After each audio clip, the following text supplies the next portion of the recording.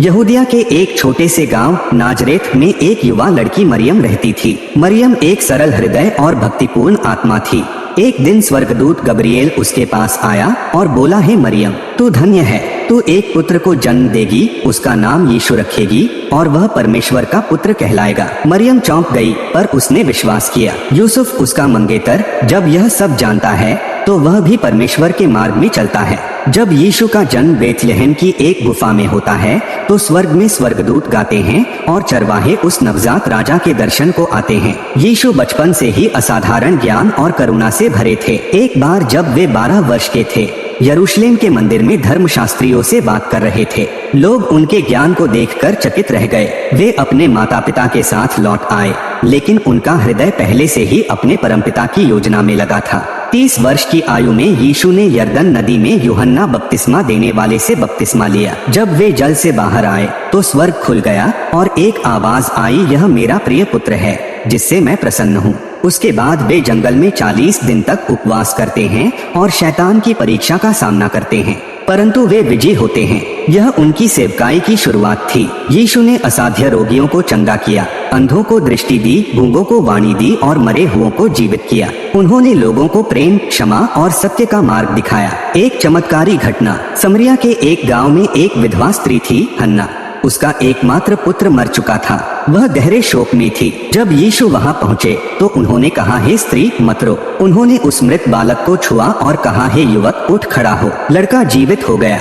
पूरी भीड़ आश्चर्यचकित थी। यीशु ने अपने शिष्यों को प्रेम करना सिखाया, यहाँ तक कि अपने शत्रुओं से भी। उन्होंने कहा, यदि कोई तुम्हारे गाल पर थप्पड़ मारे तो दूसरा भी उसके सामने कर दो। लोगों को यह शिक्षा विचित्र लगी, पर वह प्रेम की पराकाष्ठा थी। यीशु ने करुणा और दया का जीता जागता उदाहरण प्रस्तुत किया। अपने जीवन के अंतिम समय में उन्होंने अपने शिष्यों के साथ अंतिम भोज किया। उन्होंने रोटी तोड़ते हुए कहा, यह मेरी देह है जो तुम्हारे लिए दी जा रही है, और कटोरा उठाकर कहा, यह मेरा लहू है जो पापों की क्षमा के लिए बहाया जाएगा। पर उसी भोज में उनका शिष्य यहूदा उन्हें धोखा देने की योजना बना चुका था। यीशु को गिरफ्तार किया गया।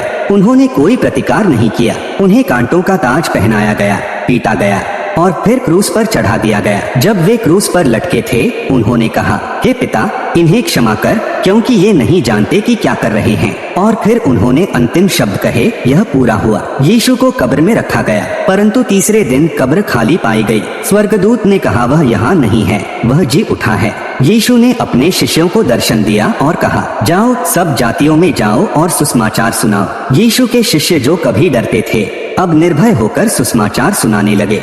उन्होंने लोगों को प्रेम, क्षमा और सत्य का संदेश दिया। हजारों लोगों का जीवन बदल गया। यीशु केवल इतिहास नहीं है, वह आज भी जीवित हैं। लाखों लोग उनके प्रेम और सामर्थ्य का अनुभव कर रहे हैं। जो टूटे हैं उन्हें वे जोड़ते हैं, जो दुखी हैं उन्हें शांति देते हैं, जो खोए हुए हैं उन्हें आशा देते हैं। यह कहानी हमें क्या सिखाती है? प्रेम सबसे महान शक्ति है। क्षमा करना ही सच्चा बलिदान है। जब सब दरवाजे बंद हों, प्रभु यीशु आशा की एक खिड़की खोलते हैं। दुखों की रात के बाद पुनरुत्थान की सुबह अवश्य आती है। आप भी अपनी जिंदगी से परेशान हैं, आपने भी सारी परेशानियां देखी हैं और आप चाहते हैं कि हमें अच्छी जिंदगी मिले, अच्छा स्वभाव मिले, हमारे सारे पाप क्षमा हो जाएं, तो आपको प्रभु यीशु मसीह चरणों में समर्पण करना होगा, क्योंकि आप सब लोग जानते हैं कि जब भी रात होती है तो सवेरा जरूर आता है। ठीक उसी प्रकार से जब भी आपके जीवन में दुख आता है, समस्याएं आती हैं, जब आप हताश और निराश होते हैं, आपके पास कोई आशा नहीं रहती है, आप नकारात्मक बातें सोचने लगते हैं, तब प्रभु आपका साथ होता है। बस जरूरी होती है तो सर्वशक्तिमान परमेश्वर के ऊपर विश्वास करने का। मेरे प्यारे दोस्तों, आप स्वतः ही देखेंगे परमेश्वर आपके हर दुख में आपके साथ होगा। परमेश्वर आपसे बातें कर रहा होगा। परमेश्वर आपको दिलासा दिला रहा होगा, ए मेरे बच्चे, तू मत घबरा, बस विश्वास कर और दिल से आमीन बोल। आमीन। आइए हम आपके लिए प्रार्थना करते हैं। हे प्रभु यीशु, अब मैं थक गया हूँ इस झूठी दुनिया की दौड़ में, जहाँ हर चेहरा मुस्कुराता है पर हर दिल टूटा हुआ है, जहाँ लोग पास होते हुए भी पराए हैं और अपनों से भी डर लगता है। हे प्रभु, मेरे भीतर एक शोर है, लोभ का, लालच का, झूठ का, अहंकार का। मैं हंसता हूँ बाहर से पर भीतर से रोता हूँ। दुनिया ने मुझे बहुत कुछ सिखाया, झूठ बोलना, छल करना, दिखावा करना, पर प्रेम करना, क्षमा करना, सच्चा होना, यह मैंने कभी सीखा ही नहीं। प्रभु यीशु, आज मैं तेरे चरणों में टूटा हुआ आता हूँ। मेरा घमंड, मेरा लोभ, मेरा गुस्सा सब तेरे चरणों में रखता हूँ। मुझे शुद्ध कर दे प्रभु, मुझे ऐसा बना दे जैसा तू चाहता है।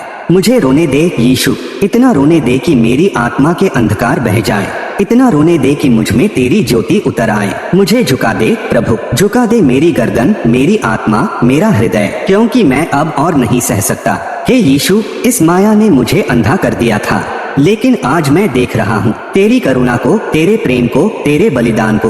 तू क्रूस पर मेरे लिए लटक गया। जब मैं पाप में था तूने मुझे प्रेम किया। जब मैं तेरे नाम को नकारता रहा तू चुपचाप मेरे लिए प्रार्थना करता रहा। प्रभु, अब मुझे और नहीं चाहिए यह माया, न यह दौलत, न झूठी शोहरत, बस तू चाहिए, केवल तू यीशु मसीह। मेरे दिल से माया निकाल दे, मुझे रोने दे, चिल्लाने दे, गिर जाने दे, पर उस गिरावट में मुझे तेरा हाथ थाम लेने दे। हे आत्मा के चिकित्सक, मेरे भीतर उतर जा, हर टूटी हुई दीवार को जोड़ दे, हर अंधेरे को उजाले से भर दे, हर घाव को अपने लहू से धो दे। मैं रो रहा हूँ यीशु, लेकिन पहली बार यह रोना मुझे शांति दे रहा है।